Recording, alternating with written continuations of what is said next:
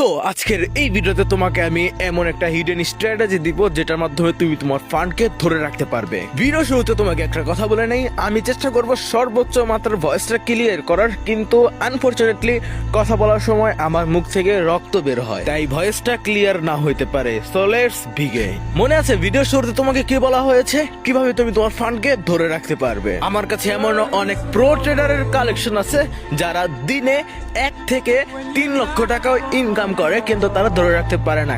এখানে মেন রিজনটা কি? দেখো, মার্কেট অর্থাৎ এই লাল সবুজ দুনিয়ার ভিতর যেখানে সবাই লস করে, ওইখান থেকে তুমি প্রতিনিয়ত 1 থেকে 3 লক্ষ টাকাই ইনকাম করতেছো প্রতিদিন। এই অ্যাসেট গুলা প্রতিনিয়ত এমন ভাবে হিমোক্রেস করে যাতে করে তুমি এখানে প্রতিনিয়ত নিজের ব্রেনকে এন্টার করো। ইভেন প্রফিট করতে করতে একটা পর্যায়ে তোমার ব্রেন এমন হবে প্রতিনিয়ত মার্কেটে ইন্টার করতে চাবে, দিন শেষে হবে লস আর লস। এখন এখানটাতে তোমার কোশ্চেন থাকতে পারে, প্রফিট তো হচ্ছে, তাহলে লসের কথা একটা কেন আসে? দেখো, ট্রেডিং এর সম্পূর্ণ বিষয়টাই হচ্ছে মানি ম্যানেজমেন্ট, রিস্ক ম্যানেজমেন্ট আর ইমোশনের উপর। নর্মালি একটা থিঙ্কিং, তুমি যদি একটা অ্যাসেটে ছোট একটা অ্যামাউন্টের এন্ট্রি হিট করো, সেখানে তোমার অ্যানালাইজ কতটা ডিপ হয়, ইভেন ভয়ও লাগে না। কিন্তু যখন তোমার হচ্ছে একটা অ্যাসেটে বড় অ্যামাউন্টের এন্ট্রি হিট করবে, ওই সময় তোমার ভিতরে ভয়টা কাজ করে। কারণ ছোট ফান্ডের এমটিজি তুমি করবে না, সেটা স্লোলি গ্রো হবে, কিন্তু বড় ফান্ডের এমটিজি তোমার করতেই হবে, কারণ সেটা মার্কেট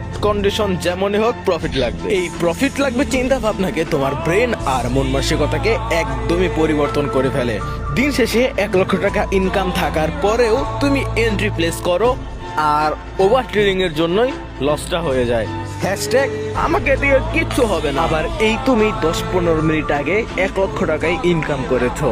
নিজের মাইন্ড কনসেন্ট্রেশন চেঞ্জ করো, ট্রেডিং সুন্দর, কারণ এখানে চলে টাকার খেলা। Mind it. বাই।